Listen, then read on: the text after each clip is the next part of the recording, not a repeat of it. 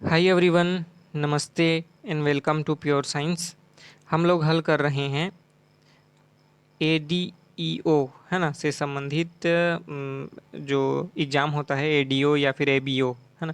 ABO exam होता है, ठीक है, असिस्टेंट ब्लॉक एजुकेशन ऑफिसर। तो इसमें क्वेश्चन आते हैं, है ना, शैक्षिक प्रबंधन से संबंधित, शैक्षिक प्रबंधन या प्रशासन। तो इन प्रश्नों को हम कल हल कर रहे हैं, शैक्षिक प्रशासन से संबंधित विभिन्न प्रश्नों को, ठीक है। यह कोई प्रीवियस ईयर क्वेश्चन नहीं है, जनरल क्वेश्चन है, शैक्षिक प्रशासन से रिलेटेड, ठीक है। तो शैक्षिक प्रशासन से संबंधित विभिन्न प्रश्नों को हल कर रहे हैं। यह जो अपकमिंग एग्ज़ाम है ना, जो सीजी व्यापम द्वारा लिया जाएगा एबीओ एग्ज़ाम, इसमें काम आने वाला है। सीजी व्यापम या फिर पीएससी द्वारा जो एग्ज़ाम लिया जाएगा ABO, assistant block education officer, तो इस एग्ज़ाम में यह महत्वपूर्ण होने वाला है। तो इससे हम प्रैक्टिस कर रहे हैं इसलिए, ठीक है, शैक्षिक प्रशासन से संबंधित प्रश्नों को। तो देखते हैं, प्रश्न है, संस्थागत योजना निर्माण राष्ट्र विकास में मील का पत्थर है तथा राष्ट्र की प्रगति का भविष्यगत द्योतक है, ठीक है। यह कथन किसका है? संस्थागत योजना निर्माण, है ना, प्रत्येक संस्था में योजना निर्माण होता है, जैसे स्कूल कॉलेज, है ना, और कोई भी कंपनी होती है, कोई, है ना, ऑर्गेनाइजेशन होता है, उसमें योजना निर्माण होता है। तो यह राष्ट्र विकास में मील का पत्थर है तथा राष्ट्र की प्रगति का भविष्यगत द्योतक है। तो यह कथन किसने बोला था? ठीक है, ऑप्शन दिए हुए हैं, एम बी बुच, है ना, या फिर प्रोफेसर एस के दुबे, या फिर आर एस ड्रेवर, या फिर जेम्स लुंडे, ठीक है। इनमें से किसने यह बोला था कि संस्थागत योजना निर्माण राष्ट्र विकास में मील का पत्थर है तथा राष्ट्र की प्रगति का भविष्यगत द्योतक है, ठीक है। तो इसका सही उत्तर है प्रोफेसर एस के दुबे, है ना, प्रोफेसर एस के दुबे का कथन है, ठीक है। ऑप्शन बी यहाँ पर सही उत्तर है। यह कथन किसका है? प्रोफेसर एस के दुबे का, ठीक है। अगला प्रश्न देखेंगे, विद्यालय भवन का आकार होता है, विद्यालय भवन का आकार किस प्रकार होता है, ठीक है, किस प्रकार होना चाहिए सही अच्छे से मैनेज करने के लिए, अच्छे ढंग के, है ना, स्कूल के लिए किस प्रकार का भवन का आकार होना चाहिए? यू आकार का, एल आकार का, ई आकार का, या उपरोक्त सभी, ठीक है। तो इसका सही उत्तर है उपरोक्त सभी, है ना।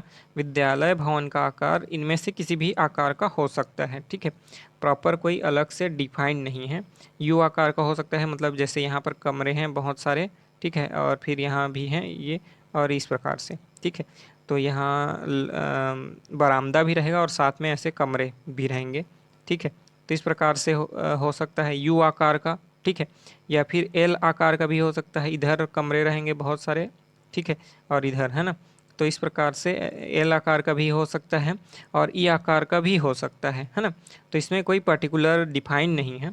विद्यालय भवन का आकार, है ना, अपनी सुविधा के अनुसार वहाँ पर की ज़मीन और, है ना, भूगोल कैसा है वहाँ का, पहाड़ी इलाका है, ज़मीनी इलाका है, मैदानी इलाका है, किस प्रकार से है ना, कि दलदली है, क्या है, तो और ज़मीन की उपलब्धता कितनी है, तो उस आधार पर विद्यालय का आकार किसी भी आकार का हो सकता है। तो ऑप्शन डी यहाँ पर सही उत्तर होगा, उपरोक्त सभी। अगला प्रश्न है, विद्यालय भवन निर्माण में ध्यान रखा जाता है, विद्यालय भवन निर्माण में किसका ध्यान रखा जाता है?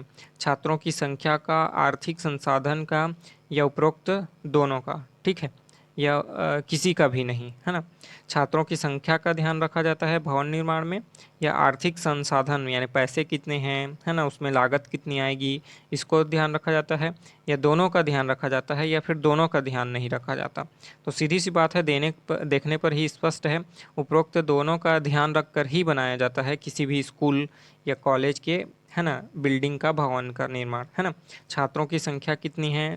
तो छात्रों की संख्या ज़्यादा होने पर ज़्यादा बड़ी बनाई जाएगी, है ना, छोटी होने पर मतलब संख्या कम होने पर छोटी बनाई जाएगी, है ना। अब आर्थिक संसाधन पर भी डिपेंड करेगा, अपने पास पर्याप्त पैसा है तो विद्यालय भवन को बड़ा बनाएंगे, है ना, उसका आकार बड़ा रखेंगे, और अपर्याप्त है तो उस हिसाब से थोड़ा छोटे आकार का बनाएंगे, ठीक है। तो ऑप्शन सी यहाँ पर सही उत्तर है, उपरोक्त दोनों। ठीक है। अगला देखते हैं, खेल की आवश्यकता होती है। खेल की आवश्यकता क्यों होती है? ठीक है, बच्चों को खेल खेलना चाहिए, तो यह जरूरी क्यों है? मानसिक विकास हेतु या शारीरिक विकास हेतु या फिर दोनों के लिए? ठीक है, ठीक है, आगे पीछे हो गया है। मानसिक विकास हेतु या शारीरिक विकास हेतु या दोनों के लिए या फिर किसी के लिए भी नहीं, है ना। तो बच्चों को खेलना आवश्यक इसलिए है कि उनका मानसिक विकास हो या शारीरिक विकास हो या दोनों का विकास हो या दोनों का में से कोई नहीं। ठीक है, तो इसमें भी स्पष्ट है, दोनों का विकास होना चाहिए। ठीक है, मानसिक विकास भी होना चाहिए और शरीर का भी विकास होना चाहिए, और यह खेल से ही होता है। ठीक है, खेल से शरीर का भी विकास होता है ना। शारीरिक गतिविधियां करोगे, भाग दौड़ करोगे, तो उसमें शरीर हृष्ट पुष्ट बनता है ना, बलिष्ठ बनता है, और मन भी, है ना, फ्रेश होता है, दिमाग फ्रेश होता है, मानसिक विकास भी अच्छा होता है, टीम भावना पैदा होती है बच्चों में, है ना, एक साथ काम करने की भावना, है ना, एक दूसरे का हेल्प करके खेल को जीतने की, है ना, यह भावना पैदा होती है। तो मानसिक विकास के लिए भी आवश्यक है और शारीरिक विकास के लिए भी आवश्यक है। ठीक है, अगला प्रश्न देखेंगे, विद्यालय में पत्र पत्रिकाओं की व्यवस्था की जाती है ना। विद्यालय में, किसी भी विद्यालय में पत्र पत्रिका जो होते हैं, डेली करेंट अफेयर वाले, है ना, पत्रिका होती हैं या पत्र आते हैं, पेपर आता है ना, आप जानते ही हैं। तो यह जो है कहाँ पर व्यवस्थित होना चाहिए, उसकी व्यवस्था कौन करेगा? पुस्तकालय में या कार्यालय में या प्रयोगशाला में या छात्रावास में? कहाँ पर पत्र पत्रिकाओं की व्यवस्था की जानी चाहिए? ठीक है, तो स्पष्ट है ना। विद्यालय में पत्र पत्रिकाओं की व्यवस्था पुस्तकालय में ही की जानी चाहिए। ठीक है, ऑप्शन ए यहाँ पर उसका सही उत्तर है। ठीक है, पत्र पत्रिकाओं की व्यवस्था कहाँ पर? पुस्तकालय में। ठीक है, अगला प्रश्न है, विद्यालय में मानवीय संसाधन का अंग है ना, इनमें से कौन सा जो है मानवीय संसाधन है? किसी भी विद्यालय में मानवीय संसाधन इनमें से कौन कौन से हैं? शिक्षक, छात्र, समुदाय, उपरोक्त सभी, है ना। कौन कौन से जो हैं मानवीय संसाधन हैं? तो सीधी सी बात है, देखने से ही स्पष्ट है, ये सभी जो है मानवीय संसाधन है, शिक्षक भी, छात्र भी, और है ना, इन सभी का समुदाय, है ना, ये सभी जो है मानवीय संसाधन हैं। ठीक है, ऑप्शन डी यहाँ पर सही उत्तर है।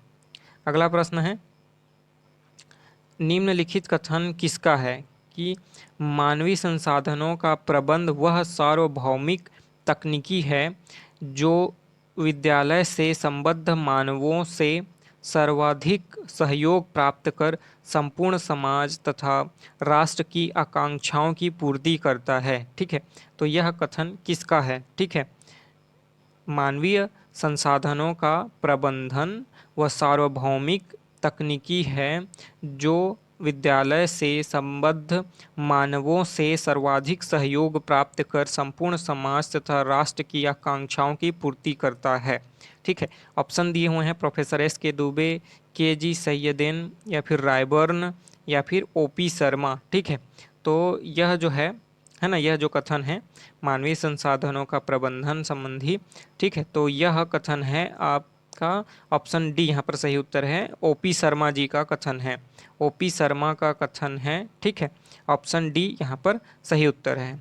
ठीक है, अगला प्रश्न देखते हैं, प्रधानाध्यापक में निम्नलिखित किन गुणों का होना आवश्यक है? यहाँ पर गुण दिए हुए हैं, तो इनमें से किन गुणों का होना आवश्यक है किसी प्रधानाध्यापक में? ठीक है, सुगमकर्ता, प्रेरणादायक, नेतृत्व की क्षमता, उपरोक्त सभी, है ना। तो सीधी सी बात है, उपरोक्त सभी ही होगा, ऑप्शन डी यहाँ पर सही उत्तर होगा। ठीक है, क्योंकि एक प्रधानाध्यापक को सुगमकर्ता होना चाहिए, है ना, इजीली अवेलेबल होना चाहिए, सभी जा सकें, अपनी समस्याओं को रख सकें, है ना, तो सुगमकर्ता होना चाहिए। ठीक है, और उसको प्रेरणादायक होना चाहिए। ठीक है, ये बच्चों को भी प्रेरित करे और शिक्षकों को, खासकर शिक्षकों को अच्छे से प्रेरित करे पढ़ाने के लिए, है ना, उनको अच्छे से, है ना, एक दूसरे से कनेक्टेड करके रखे, बांध करके रखे, है ना, जोड़ करके रखे एक दूसरे से, विभिन्न विभागों को, है ना, विभिन्न विषयों को एक दूसरे से संबद्ध करके रख सके। ठीक है, नेतृत्व की क्षमता होनी चाहिए, सबको लीड करने की एक लीडरशिप, है ना, उसमें प्रॉपर्टी होनी चाहिए। ठीक है, तो उपरोक्त सभी जो है यहाँ पर सही उत्तर होगा। अगला प्रश्न है, मानवीय प्रबंधन के घटक हैं। मानवीय प्रबंधन के घटक इनमें से कौन कौन से हैं? ठीक है, कौन कौन से जो है मानवीय संसाधन हैं या मानवीय प्रबंधन के घटक हैं? विद्यालय भवन, पुस्तकालय, फर्नीचर, शिक्षक, बच्चे और समुदाय। ठीक है, तो सीधी सी बात है, ऑप्शन देख करके ही स्पष्ट समझ में आ जा रहा है। शिक्षक, बच्चे और समुदाय मानवीय प्रबंधन के घटक हैं। ठीक है, ऑप्शन डी यहाँ पर सही उत्तर होगा।